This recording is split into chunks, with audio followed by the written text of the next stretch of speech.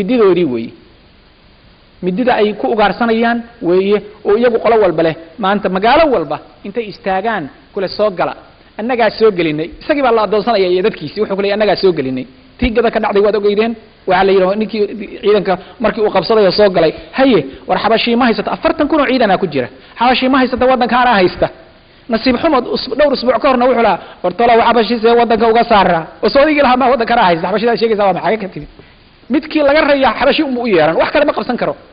midkii kale ku dhacda maxaa yeelay ma jirto dariiqad kale marka jabahaadka macnaheedu waxa weeye qabaa'ilka iyo dadkii Soomaalidu meel cilaa bay ku dhimanayaan waxay ku dhimanayaan midi uu jabhad sito oo isagana mididii lagu shaqaysanayo uu yahay oo ay acdaadu ay wataan weey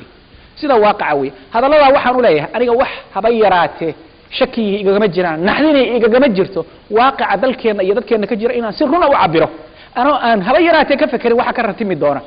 ratimi doona shaqo ku balihi